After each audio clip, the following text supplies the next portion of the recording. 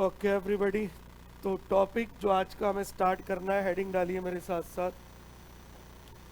It is by the name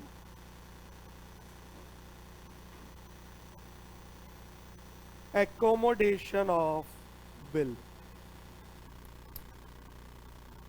Now put down the heading accommodation of bill.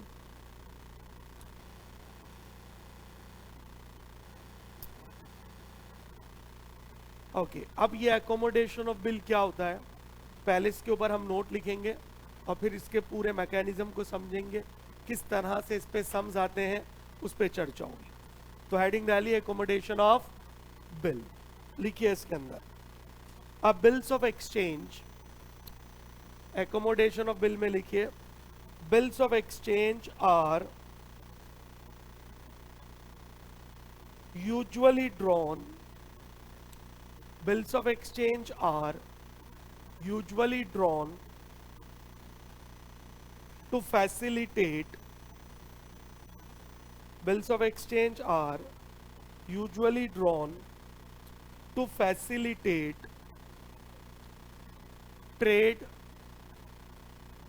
transmission, to facilitate trade transmission, that is bills are, that is bills are meant to finance, bills are meant, M-E-N-T, meant to finance actual purchase and sale of goods, that is bills are meant to finance actual purchase and sales of goods, full stop. But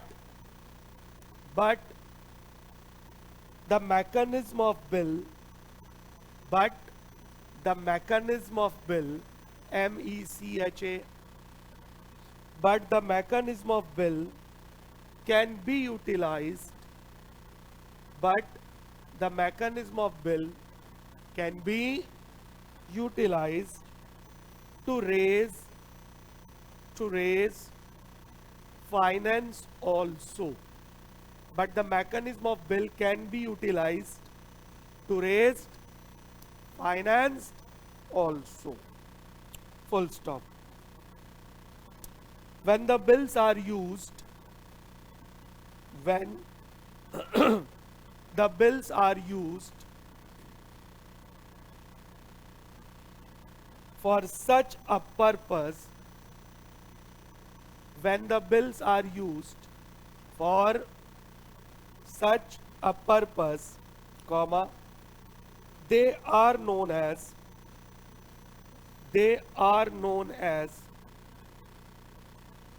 accommodation bills, they are known as accommodation bills। हो गया जी। चलिए अब जरा point को समझना। पहली बात sir, what is the meaning of accommodation और एकोमोडेशन ऑफ बिल से हमारा मतलब क्या है। नाउ लिसन, एकोमोडेशन का एक मतलब होता है टू फैसिलिटेट, क्या होता है, टू फैसिलिटेट, फायदा पहुंचाना। नाउ लिसन अप गाइस, अब मान लीजिए दो व्यक्ति हैं, एक का नाम है मिस्टर ए और एक का नाम है मिस्टर बी। ध्यान से सुनिएगा, बहुत सिंपल और बहुत आसान सा फिनोमेना है कि एकोमोडेशन बिल्स का मतलब क्या होता है। इन दोनों को पैसों की आवश्यकता है, क्लियर है, और पैसों की आवश्यकता इसलिए ताकि अपने बिजनेस को फाइनेंस कर सके। यहां तक मेरी बात समझ में आती है।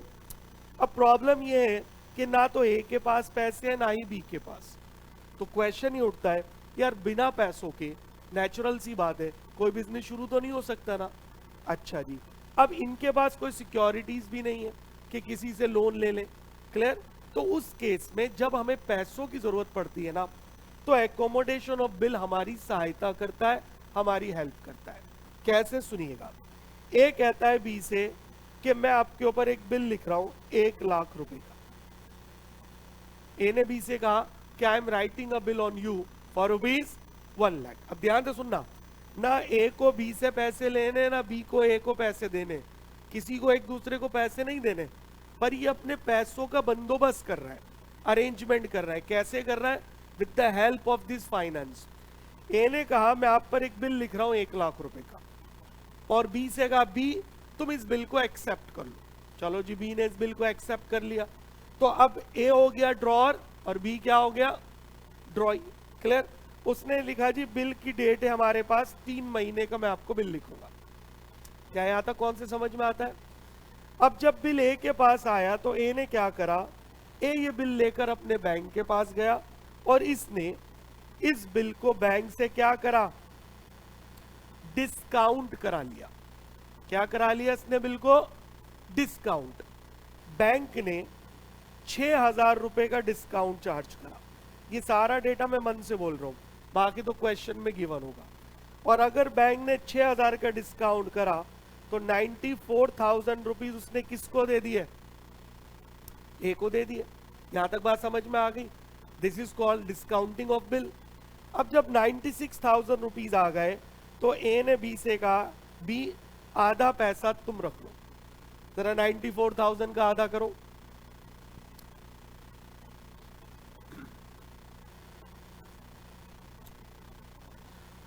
₹47,000 इसने किसको दे दिए? बी को। और ए ने खुद अपने पास कितने रुपए रख लिए जी? 47,000 रुपीज। क्या यहां तक बात क्लियर? अब ऐसे करके इन दोनों के पास 47 का अरेंजमेंट हो गया। क्लियर है? अब ध्यान से सुनना, तो बिना कुछ करे, बिना किसी से लोन लिए, they have the money with them. Clear? Okay. Bill की ड्यू डेट कब है? 3 महीने बाद। तो इनके पास समय है 3 महीने का इस पैसे को लौटाने का। क्लियर है? फिर से सुनो, ना ए को पैसे लेने थे ना बी को देने थे। इन्होंने बिल को ऐसे यूज करा कि पैसों का अरेंजमेंट हो सके। क्लियर है? तो 94,000 का बिल डिस्काउंट कराया और आपस में आधा आधा बांट लिया, 50-50 उसका अरेंजमेंट कर दिया। ए ने कहा जी 47 मैं रख रहा हूं, 47 आप अपने पास रखो और इसे यूज करो। अब हम 3 महीने बाद फिर से मिलेंगे। कब मिलेंगे? 3 महीने बाद। अब मेरा आपसे एक प्रश्न है, जब ये 3 महीने बाद बैंक को पैसा लौटाएंगे तो बैंक कितने रुपए मांगेगा? पूरे 1 लाख रुपए मांगेगा। बोलो यस और नो? तो ध्यान से सुनना, तो ए ने कहा बी से कि आफ्टर 3 मंथ 47,000 रुपीज का अरेंजमेंट मैं करूंगा, 47 का अरेंजमेंट आप करना। भाई जो पैसे लिए वो वापस करो। दूसरी बात, हमने पैसा किस रेशियो में बांटा था? 50-50। तो जो बैंक का डिस्काउंट है ना 6,000 रुपए, इसको भी हम 50-50 करेंगे। बोलो बात क्लियर है? तो जिस रेशियो में पैसे को बांटा जाएगा उसी रेशियो में डिस्काउंट को भी बांटा जाएगा। 3 महीने बाद ए ने कहा मैं 47 लाऊंगा प्लस 3,000 रुपए और लाऊंगा डिस्काउंट के। Is that clear? तो 3 महीने बाद मैं आपको कितने पैसे ला कर दूंगा?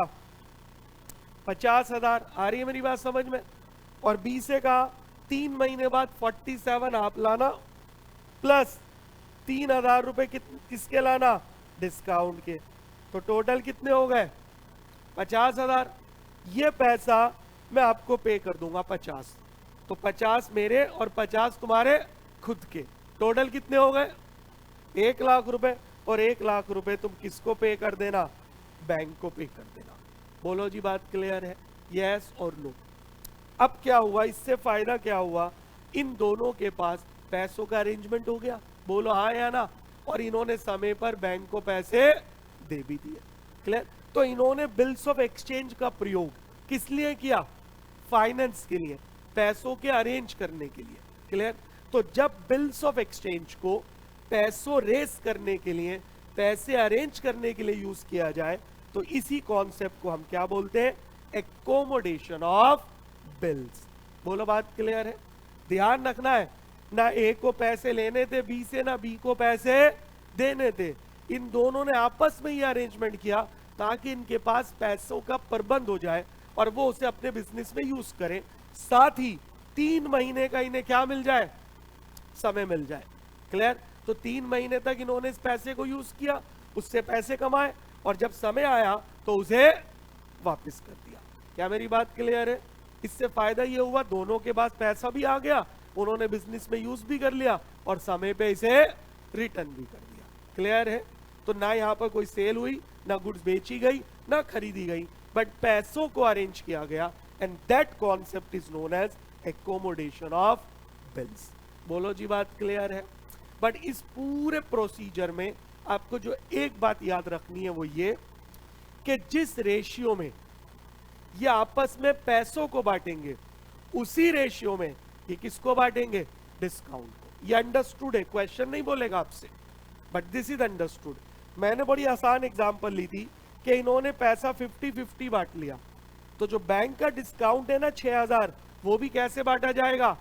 50-50। बस ये पूरे टॉपिक में अगर आप ये लाइन याद रखते हैं तो कभी दिक्कत नहीं होगी। आई रिपीट, जिस रेशियो में ये बैंक के पैसे को डिस्ट्रीब्यूट करेंगे, उसी रेशियो में ये डिस्काउंट को भी डिस्ट्रीब्यूट करेंगे। क्या यहां तक कॉन्सेप्ट क्लियर है? So that is known as accommodation of bill. Clear? अब एक छोटा सा पॉइंट और है, थोड़ा लॉ का पॉइंट है।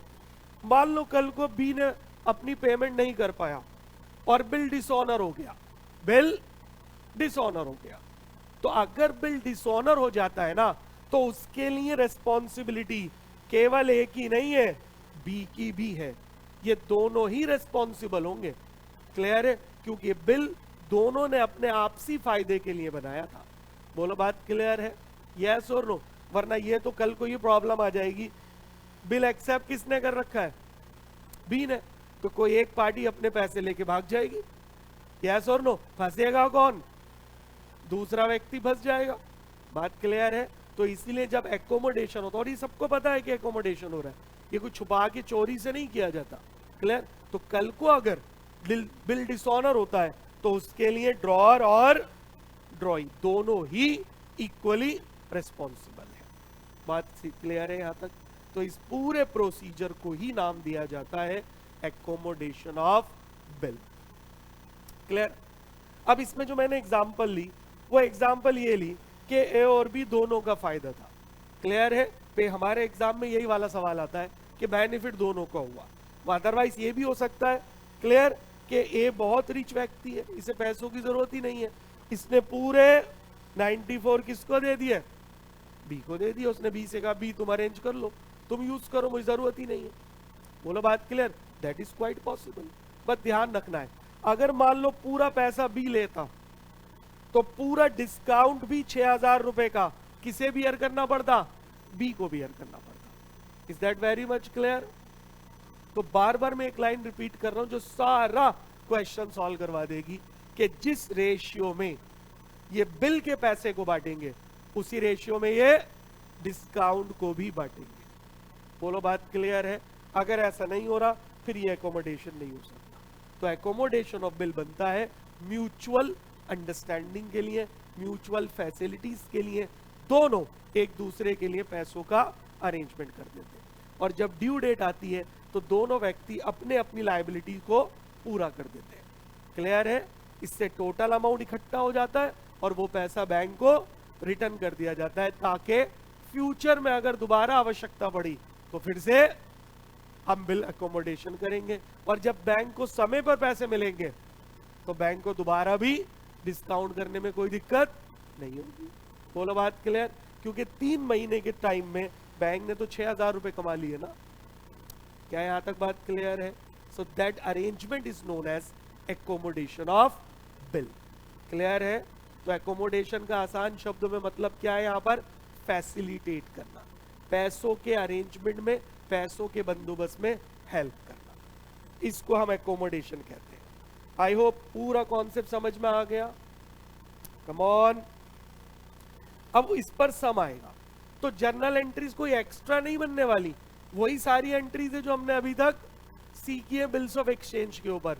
बिल लिखने की एंट्री, बिल एक्सेप्ट करने की एंट्री, बिल डिस्काउंट करने की entry, everything would be what? Same. ऐसा नहीं कि अकोमोडेशन है तो कुछ और एक्स्ट्रा एंट्री आएंगी। तो जो आपने बेसिक एंट्री कर रखी है सारी वही होंगी, विदाउट एनी प्रॉब्लम। क्लियर है? पूरा एकोमोडेशन समझ में आ गया? आइए अब इस पर बेस सम्स करते हैं।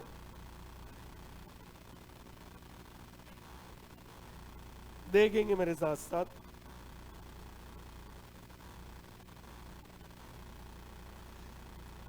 हमारी बुक का इलस्ट्रेशन 10, इसको मार्क कर लो। Very good question. बुक में इलस्ट्रेशन 10 है और this is a very good question basically. इस क्वेश्चन से आपके सारे कॉन्सेप्ट क्लियर हो जाएंगे as far as accommodation is concern. Clear? आइए, X draws on Y a bills of exchange for 30,000 on 1st April 2022 for 3 months। ध्यान से देखना भाई, X ने बिल लिखा Y के ऊपर। कितने का बिल था गाइस? 30,000 का। और कब लिखा गया है? 1 अप्रैल को। ठीक है जी, 3 महीने का। Fine. Y accept the bill and send it to X। तो अगर मैं अभी तक का अरेंजमेंट सीखूं तो मैं बोलूंगा जो X है वो ड्रॉअर है और जो Y है वो ड्रॉई है। Y ने बिल एक्सेप्ट करा और वापस X को दे दिया। Who get it discounted for 28,800। X ने इस बिल को डिस्काउंट कराया कितने रुपए में? 28,800।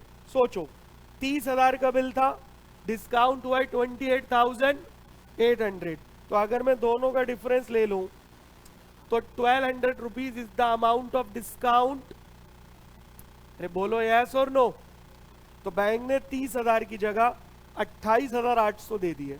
बट हमें पता है जब बैंक वापस लेगा तो पूरे 30,000 लेगा। यहां तक क्लियर है? Okay. X immediately remit. Remit का मतलब होता है to give, to hand over.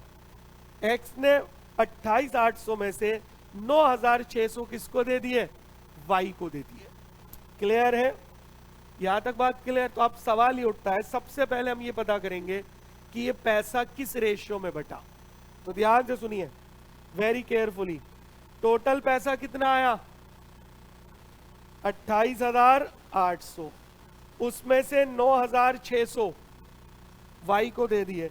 तो मैं ये पता कर रहा हूं 28,800 से 9,600 कितने परसेंट है? बोलिए, पूरा एग्जैक्ट आ रहा है? 33.33%। 33.33%।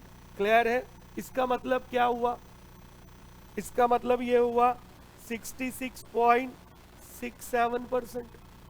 अरे यही तो रेशियो बन गई। क्लियर? यस और नो? तो ये है y और ये है x। इन दोनों ने इस पैसे को इस रेशियो में बांट लिया। मतलब टोटल पैसे का 66.67% किसने रखा? x ने। और 33.33% उसने किसको दे दिया? y को दे दिया। क्या यहां तक बात क्लियर है? Come on. तो रेशियो क्लियर। अब इसे और आसान शब्दों में करो तो हमें पता है 33.33% का मतलब होता है 1/3 और 66.67% का मतलब होता है 2/3। बोलो यस और नो? कम ऑन भाई, 33 का डबल करोगे तो 66.67 ही तो होगा। तो और आसान करूं तो क्या मैं कह दूं इन्होंने 2:1 की रेशियो में बांट लिया। Come on. जिसमें 2 किसने रखा? x ने। और y ने कितना रखा? 1/3 और x ने रखा 2/3। Come on everybody. तो बस अब इसने रेशियो दी नहीं थी, मैंने निकाल ली। अब प्रश्न उठता है मैंने ये रेशियो क्यों निकाली है? डिस्काउंट बांटने के लिए। बस ये लाइन नहीं भूलना। जिस रेशियो में इन्होंने पैसा बांटा है उसी रेशियो में डिस्काउंट भी बांटेंगे। तो अगर मेरे पास डिस्काउंट 1,200 रुपए का है तो अगर मैं इसका 1/3 करूं तो 400 रुपए का डिस्काउंट कौन बियर करेगा? वाई। और 800 रुपए का डिस्काउंट कौन बियर करेगा? एक्स। बोलो, बहुत आसान शब्दों में समझा रहा हूं, समझ में आ रहा है? तो वाई को तुमने कितने रुपए दिए थे? 9,600 प्लस 400 क्या? डिस्काउंट। तो कल को जब वाई पैसे लौटाएगा तो पूरे 10,000 रुपए लौटाएगा। आ रहा है बात समझ में? खुद देखो, एक्स जरा 28,800 में से 9,600 माइनस करो,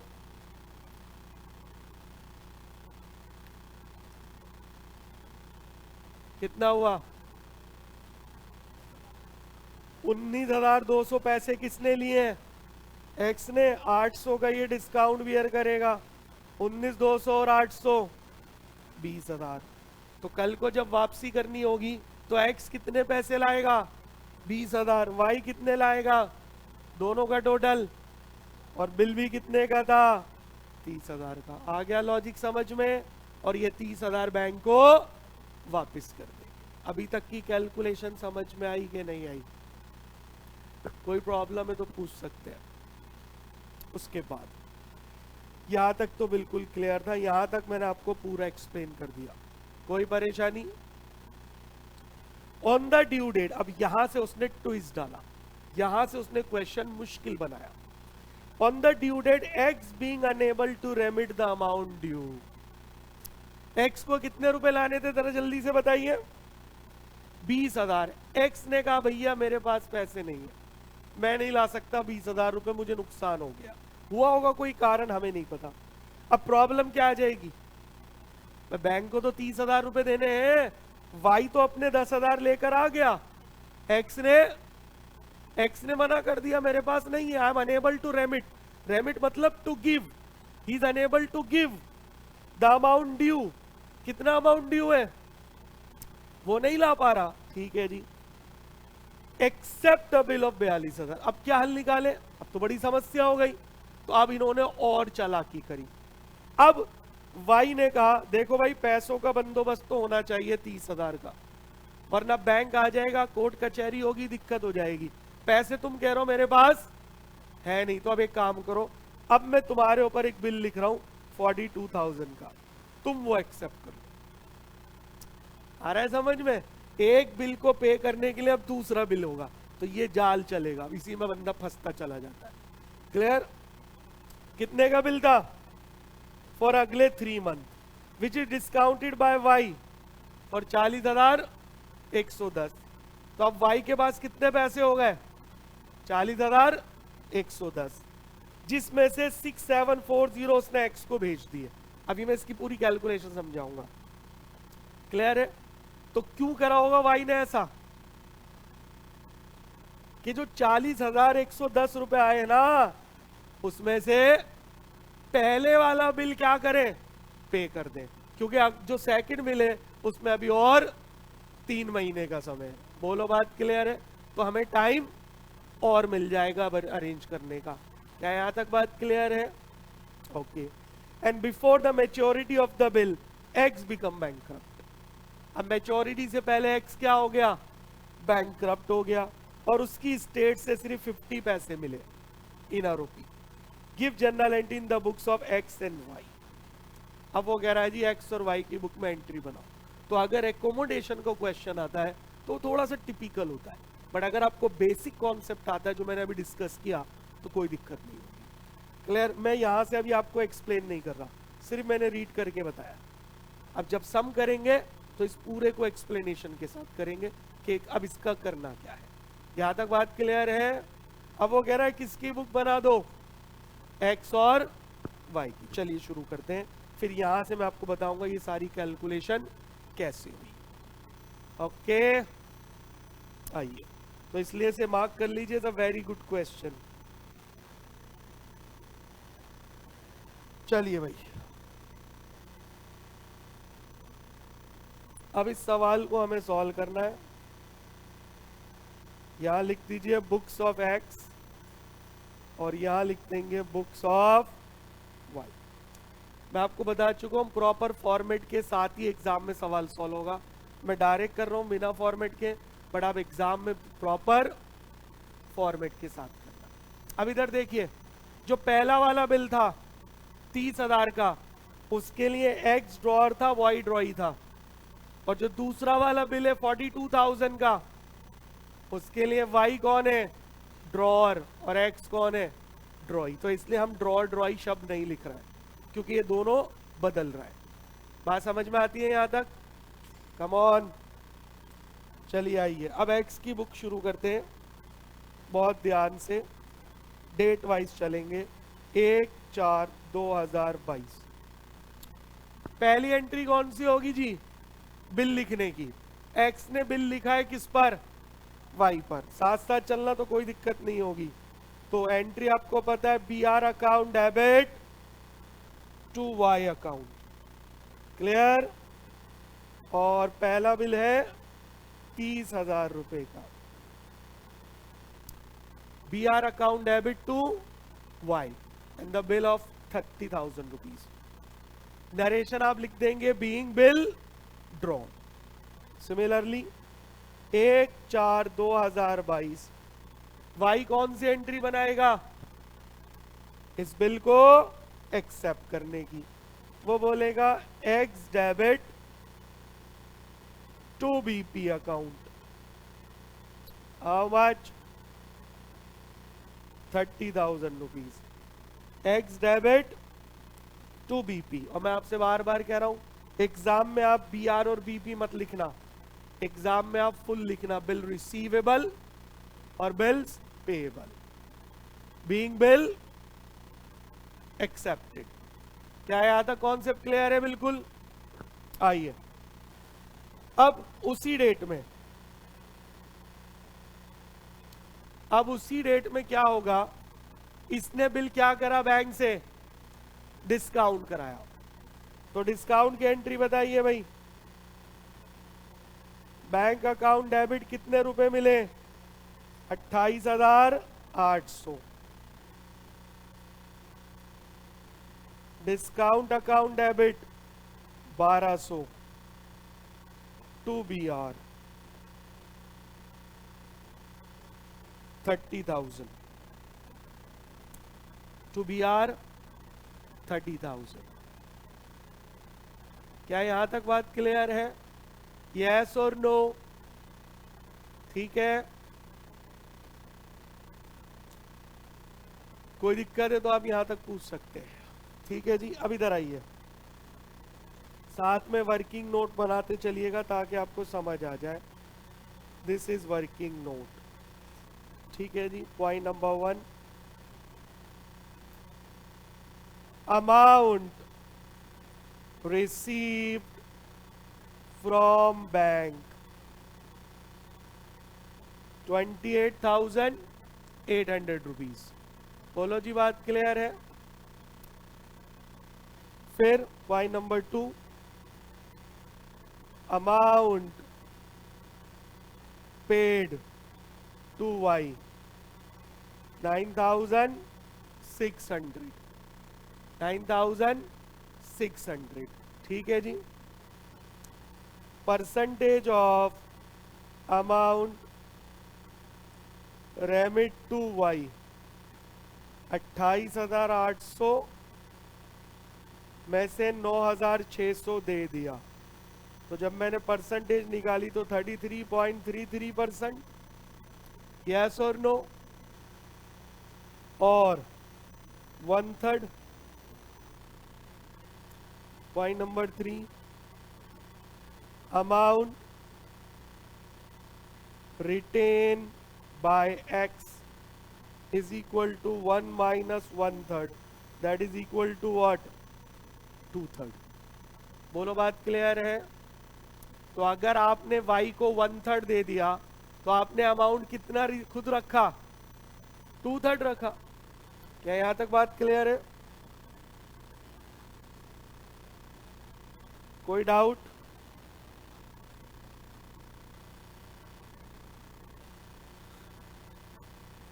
Therefore, the ratio of distribution of amount is equal to 2/3 1/3, that is 2:1 between x and y। मैंने लिखा है therefore the ratio of distribution of amount between x and y 2/3 और 1/3, यानी कि सिंपल शब्दों में 2:1। और अब याद रखना, अगर हमने एक बार ये रेशियो निकाल ली तो आगे जो जितने भी बिल लिखे जाएंगे सब में यही रेशियो यूज होगी, जब तक क्वेश्चन कुछ और ना कहे। याद रहेगी ये बात? मतलब अगर कल को एक और नया बिल लिखा गया तो उसका अमाउंट भी इसी रेशियो में डिस्ट्रीब्यूट किया जाएगा। क्या यहां तक बात क्लियर है? यस और नो?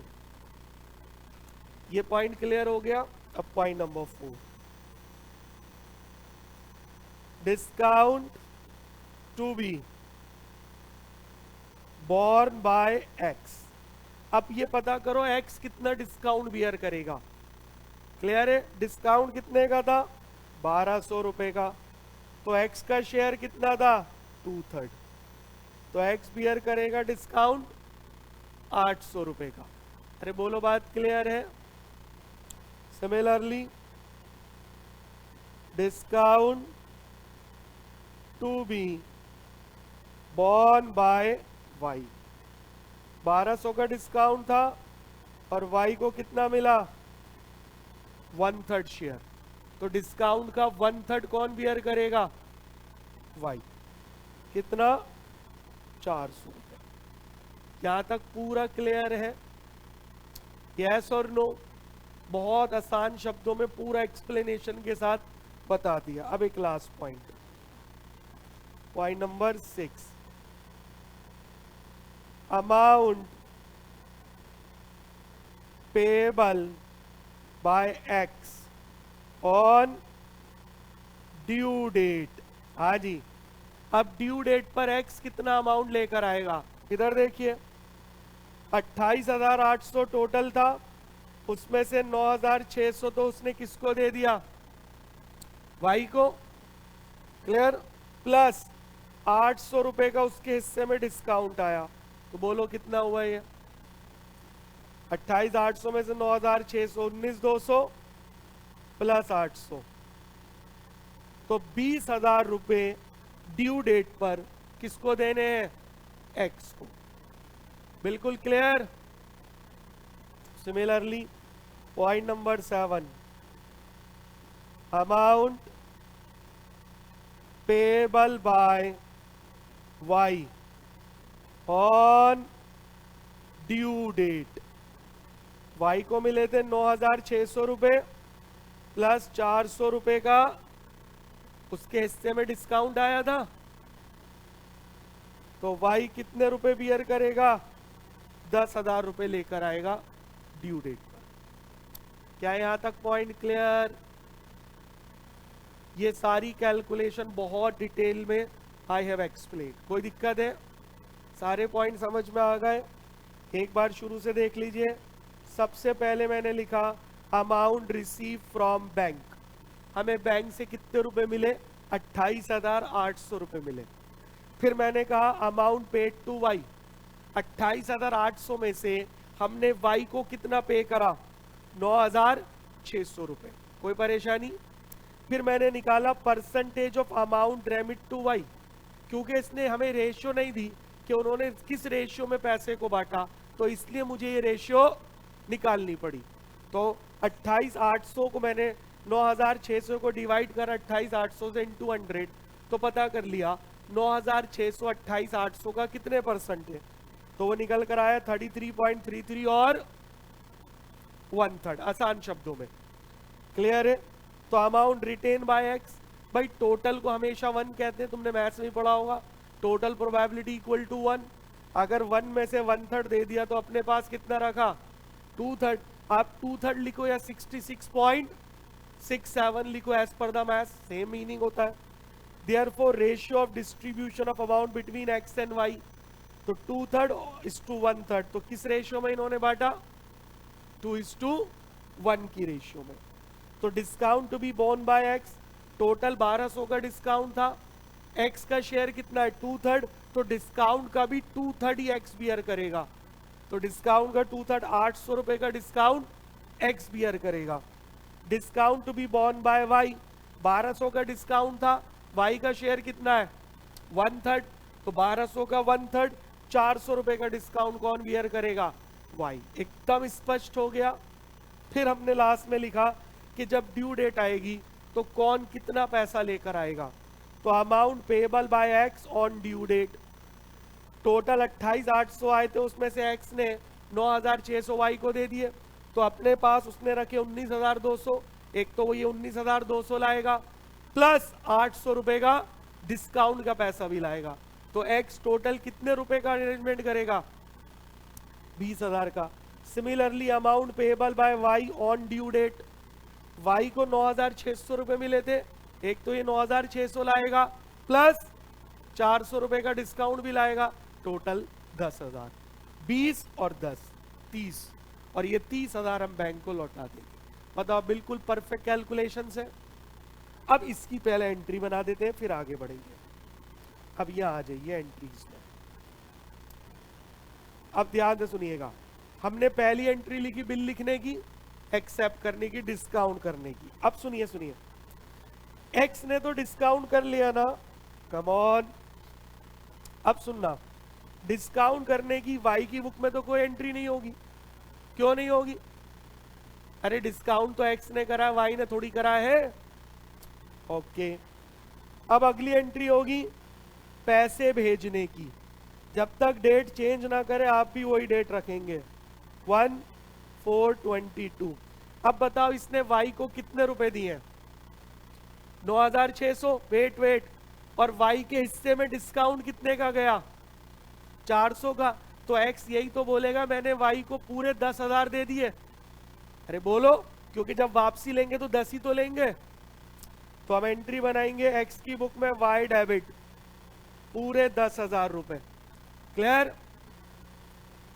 टू बैंक अकाउंट, बताओ एक्चुअल में दिए कितने? 9,600। अब 1 मिनट के लिए बोर्ड पर देखना, एक्स ने अपनी बुक में पूरे 1,200 के डिस्काउंट को डेबिट करा है। तो इस लाइन से ये पता चल रहा है कि पूरे 1,200 रुपए का डिस्काउंट एक्स बियर करेगा, जबकि ऐसा तो नहीं है ना, एक्स केवल कितने का डिस्काउंट बियर करेगा? तो इस 1,200 में से 400 रुपए का डिस्काउंट हटाना पड़ेगा। अरे बोलो भाई, डिस्काउंट का नेचर डेबिट, हटाना हो तो क्रेडिट, तो इसलिए हम डिस्काउंट को क्रेडिट कर देंगे टू डिस्काउंट अकाउंट। कितने से भाई? 400 से। देखो, परफेक्ट ट्रांजैक्शन, परफेक्ट एंट्री बन गई। आ गया बिल्कुल समझ में? तो ये एंट्री किसकी हुई है? वाई की, जो उसने, सॉरी एक्स की, जो उसने पैसा भेजा वाई को। नरेशन आप लिखेंगे, being amount remitted to Y along with his share of discount, being amount remitted to y along with his share of discount। आ गया समझ में? Now watch out, अब y की बुक में आ जाइए भाई। y की बुक में 1/4/2022 y के पास क्या हो रहा है? पैसा आ रहा है, तो y क्या बोलेगा? बैंक अकाउंट डेबिट, कितने रुपए आए? 9,600। कितना डिस्काउंट इसको बियर करना पड़ा? 400। तो इसके लिए लॉस है भाई, डिस्काउंट अकाउंट डेबिट 400। और ये क्या अज्यूम करेगा कि एक्स ने उसे कितने रुपए दे दिए? 10,000। To X 10,000। सीरियसली स्पीकिंग, यहां तक बिल्कुल क्लियर हो गया? थोड़ी सी भी डाउट है तो आप पूछ सकते हैं।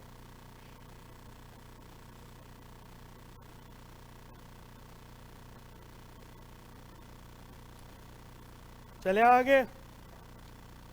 अब आगे की कहानी पढ़ते हैं, सर आगे क्या हुआ। अब यहां से ध्यान से समझेंगे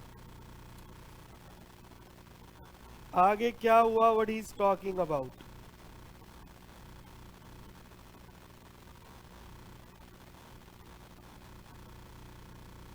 वो ये कह रहा है जी, on the due date, bill कितने दिन का है? 3 महीने का। कब लिखा गया है? 1 अप्रैल। बोलो जी, बात क्लियर है? तो जरा बताइए ड्यू डेट कब आएगी? पूरी डेट बताओ, पूरी डेट। 4 जुलाई 2022 आती है ना ड्यू डेट निकालनी। क्या हुआ, X is unable to remit the amount due. X ने कहा जी मेरे पास पैसे अरेंजमेंट नहीं हो पाए, मैं आपको 20,000 रुपए नहीं दे सकता। तो अब बैंक थोड़ी ना सुनेगा इस बात को। तो इस समस्या से बचने के लिए वाई ने क्या करा, वाई ने एक्स से कहा एक काम करो, अब मैं 42,000 का बिल तुम्हारे ऊपर लिख रहा हूं, तुम इसे एक्सेप्ट कर लो। क्या कर लो, एक्सेप्ट। तो अब यहां पर आ जाइए, तो अब ये आ गई एक्स की बुक, कम ऑन। अच्छा अब एंट्री कब होगी, ड्यू डेट पे 4/7/22। अब बिल किसने लिखा है, वाई ने, किसके ऊपर, तो वाई अपनी बुक में एंट्री करेगा बिल लिखने की, और सावधान एक्स अपनी बुक में एंट्री करेगा बिल एक्सेप्ट करने की। अब एक्स अपनी बुक में एंट्री करेगा एज ए ड्रॉई, क्या, एज ए ड्रॉई। और ड्रॉई की एंट्री क्या होती है, A to BP, A to BP, और यहां ए की जगह कौन है, वाई। तो एंट्री बनेगी Y account debit to BP account, कितने का जी, 42,000। आ गया समझ में। नेक्स्ट लिखिए, being amount accepted, sorry being bill accepted which was drawn by y.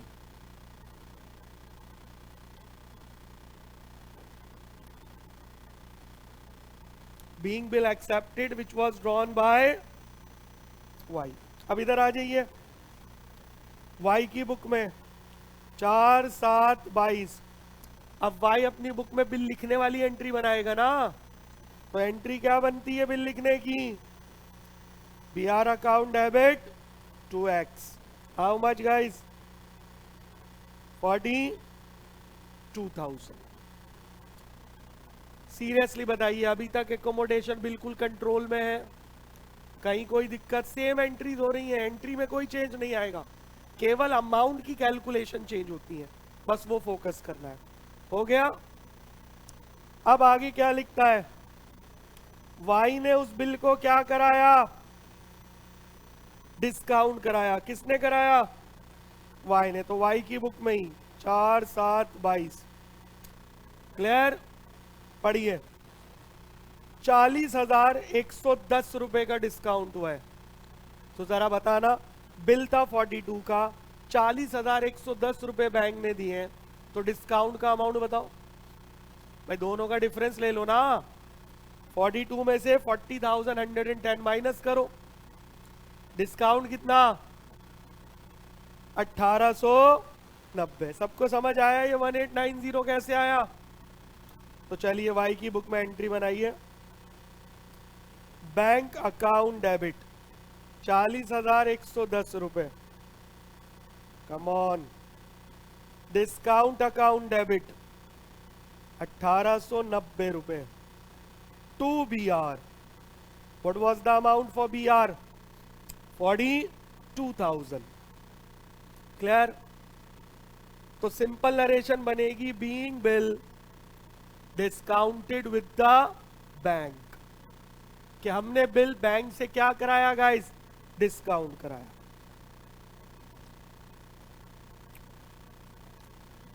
Being bill discounted with the bank. अब मुझे बताइए, एक्स की बुक में कोई एंट्री बनेगी नहीं, डिस्काउंट तो वाई ने कराया है ना, अब एंट्री थोड़ी बनेगी। अरे बोलो बात क्लियर। अब जरा अब आइए अगली calculation which is very very important. अब इसी पे आइए, पॉइंट नंबर 6 तक कैलकुलेशन हो गई थी, 7 तक, अब पॉइंट नंबर 8 ध्यान से देखना। Amount received from bank of the new bill is equal to 40,110 रुपए। सही लिखा है मैंने बिल्कुल। अब जो नया अमाउंट मिला है बैंक से, उसमें कितने रुपए मिले, 40,110। ठीक है जी। सिमिलरली डिस्काउंट चार्जेस कितने हैं भाई? 1890 रुपए। अब फिर से वही काम करना है। अभी जो 40,110 रुपए है ना, इसको फिर से किस में डिस्ट्रीब्यूट करना है? एक्स और वाई में। मैंने क्या बोला था? उसी रेशियो में जो ऊपर हो रखी है, क्योंकि उसने नए बिल की क्या नई रेशियो दी है। तो अगर नए बिल को किस रेशियो में बांटा वो नहीं दे रखा, तो अंडरस्टूड है जो ओरिजिनल रेशियो थी उसी में बांटा होगा। अरे क्लियर है? तो अब अगर मैं इसे बांटूं, ध्यान से सुनना, तो मैं क्या लिखने जा रहा हूं? X share. एक्स का हिस्सा कितना? 40,110 इंटू 2/3। आ रहा है भाई समझ में?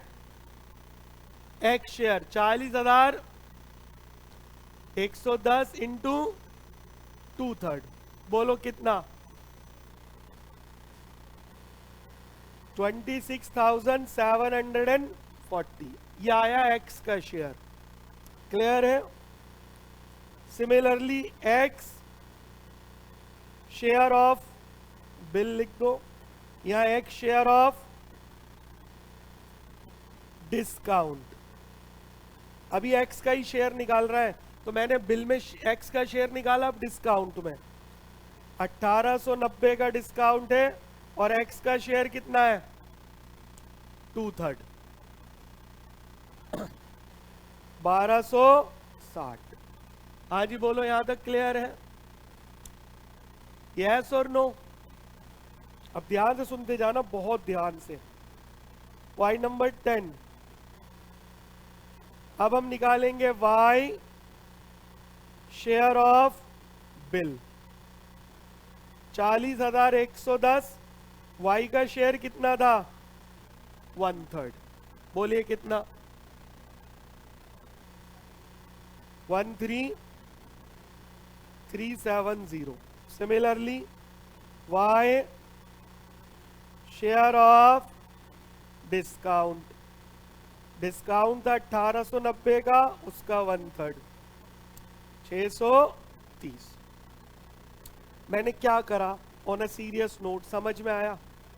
फिर से सुनिए। मैंने कहा जी जो नया बिल है उसके टोटल बैंक से 40,110 रुपए मिले, उसमें डिस्काउंट बैंक ने लिया 1890 रुपए का। अगर आप दोनों को जोड़ो तो 42,000 रुपीज होते हैं। अब इसको हमने बांट दिया, हम इसको उसी रेशियो में बांटेंगे जिस रेशियो में हमने पुराना बिल बांटा था।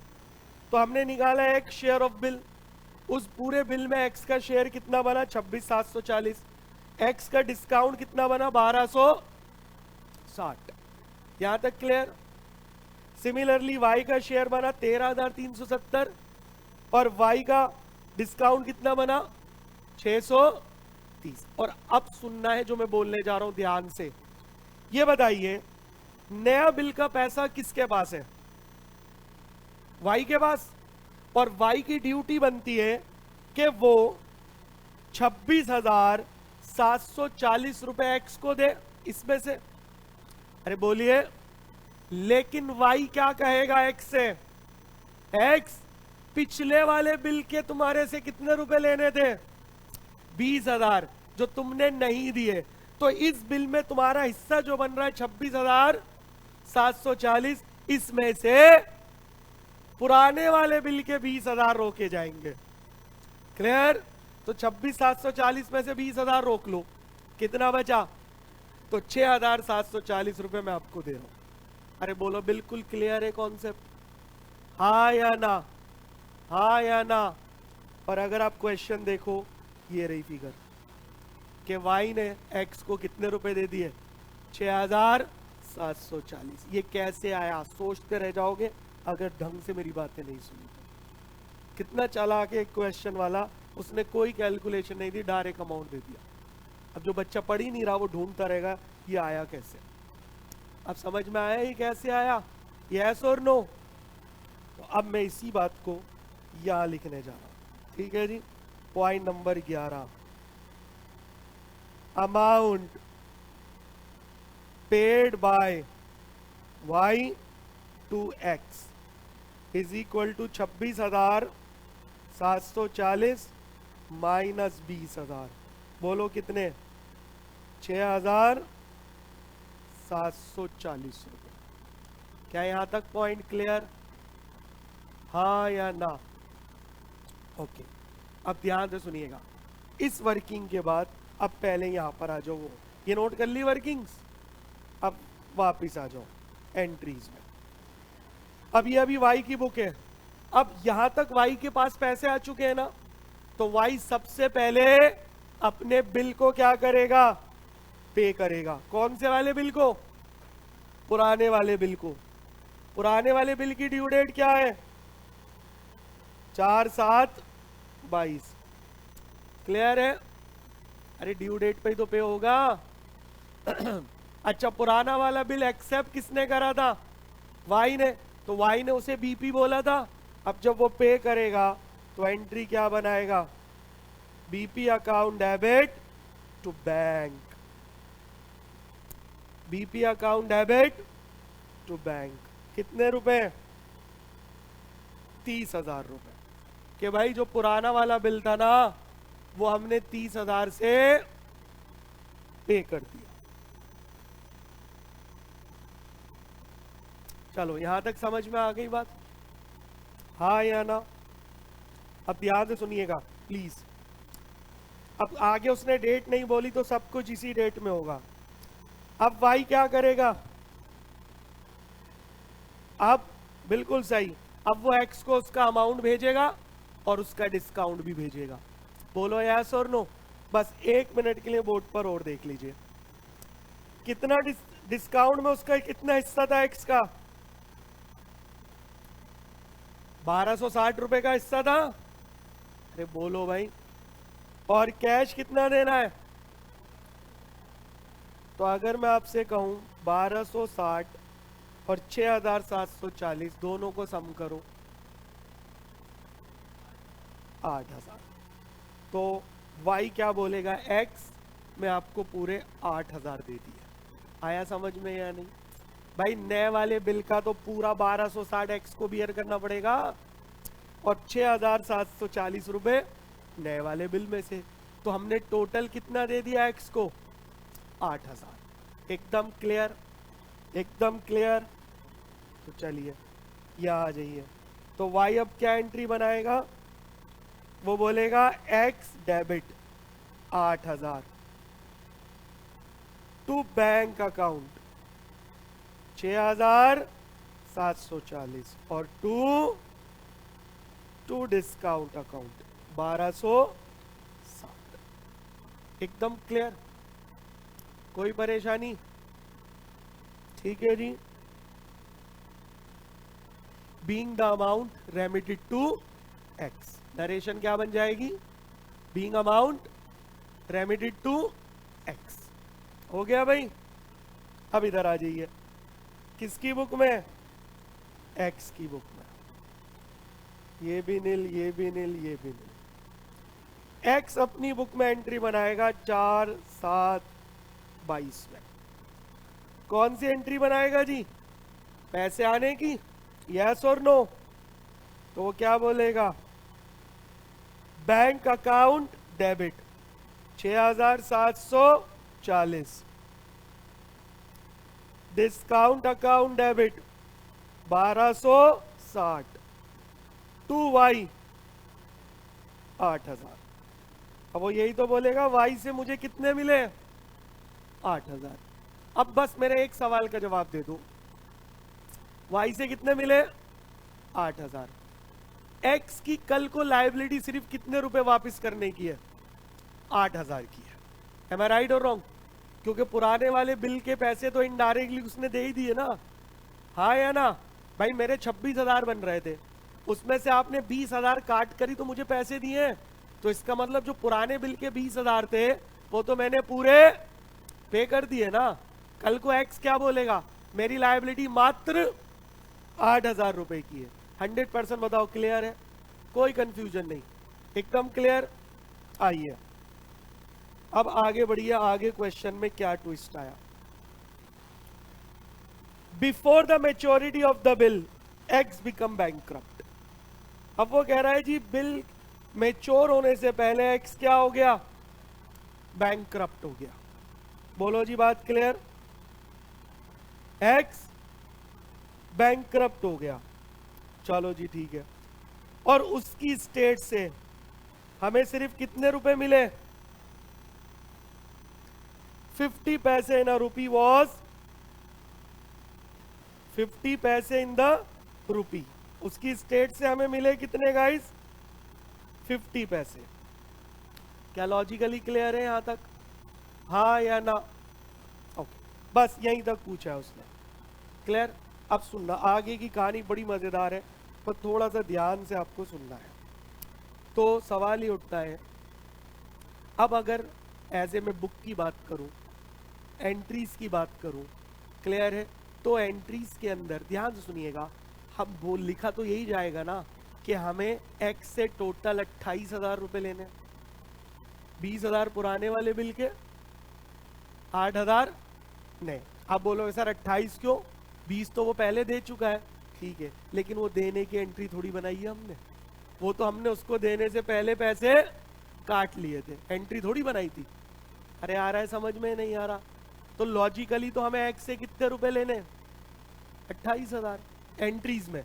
वैसे रियल में कितने लेने, केवल 8,000, बट एंट्री तो पूरे 28 से ही लिखनी पड़ेगी। अरे हाँ ना तो बोलो यार, इसको ऐसे समझो, मुझे आपसे 10,000 रुपए लेने, मैंने आपसे कहा जी 500 रुपए का डिस्काउंट है, तो एक्चुअल में तो आप मुझे 9,500 ही देते हो, पर मैं एंट्री में क्या दिखाता हूं कि पूरे 10,000 मिल गए। अरे यही एंट्री तो दिखाता हूं, bank debit discount debit to X 10,000, कि एक्स ने मुझे कितने दिए 10,000, बट लॉजिकली आपने दिए कितने 9,500। इन द सेम वे मैंने 20,000 रुपए एक्स से पहले ही काट लिए, लेकिन उसकी एंट्री में थोड़ी लिखा है, तो जब मैं अकाउंटिंग करूंगा वहां तो प्रॉपर कितने से शो होगा, पूरे 28 से। एम आई राइट और रॉन्ग, आ रहा है लॉजिक समझ में? अब वो कह रहा है जी क्या हुआ, जो बैंकक्रप्ट हो गया, कौन बैंकक्रप्ट हो गया, एक्स। चलो तो अब एक्स की बुक में आ जाते हैं। एक्स कौन था, सेकंड वाले बिल के लिए ड्रॉई था।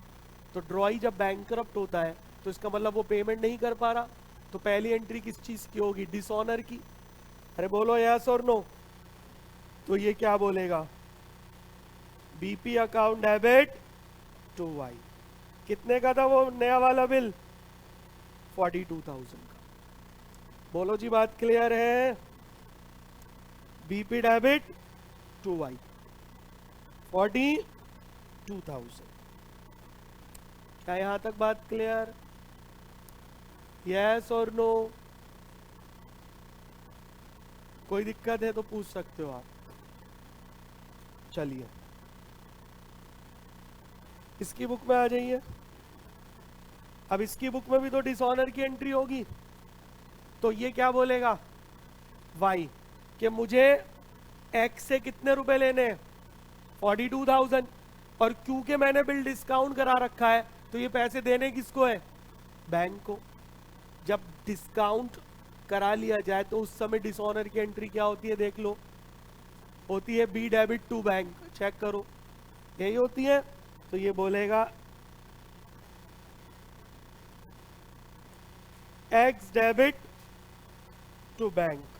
आप चेक कर लो भाई, यही एंट्री होती है, हाउ मच, 42,000। नरेशन आप लिखेंगे being bill dishonoured because Y become bankrupt. Bill dishonoured हो गया क्योंकि वाई क्या बन गया, बैंकक्रप्ट बन गया। एकदम क्लियर?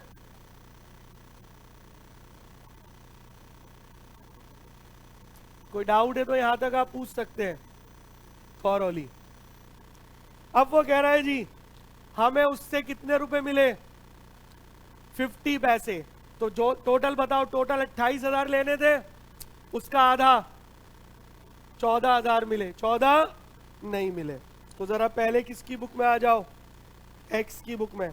पर ये क्या बोलेगा, मैंने वाई को पूरे 28,000 दे दिए, यस और नो, पर रियल में दिए कितने, 14,000, और जो पैसा ड्रॉ ही ना दे पाए बैंकरप्सी के कारण, हम उसे कहा ले जाते हैं, डेफिशिएंसी अकाउंट में। बिल्कुल सही। तो 2 डेफिशिएंसी अकाउंट, कितना भाई? 14,000। एकदम क्लियर? नरेशन आप क्या लिखेंगे?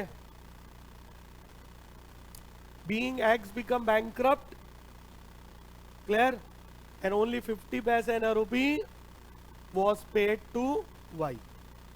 अब आ जाओ वाई की बुक में। वाई के पास कितने पैसे आए? बैंक अकाउंट डेबिट 14,000, और जो पैसा नहीं मिलता हम उसे क्या बोलते हैं? Bad debt. एकदम सही, शाबाश। बैड डेट अकाउंट डेबिट कितना भाई? अगेन 14,000। और क्या मानना पड़ेगा? कैक्स ने पूरे पैसे दे दिए, क्योंकि जब एक व्यक्ति बैंकक्रप्ट हो जाता है तो जितना पेमेंट हमें मिलती है वो फुल एंड फाइनल होती है as per the court order. उसके बाद आप उससे दोबारा पैसे नहीं मांग सकते। बोलो बात क्लियर है? इसलिए हम अज्यूम कर लेते हैं कि इसकी फुल पेमेंट आ गई, इसका लेजर बंद करो, बस। अब उसने आगे ये नहीं लिखा कि दूसरे वाले बिल की पेमेंट वाई ने करी या ना करी। देखो उसने यहां पे क्वेश्चन खत्म कर दिया, तो आप भी यहीं पर क्वेश्चन क्या करो? खत्म करो। क्लियर? तो आप चेक करो, एंट्रीज एक भी एडिशनल नहीं हुई है। सारा खेल किसका था? कैलकुलेशन का। I hope you guys understand.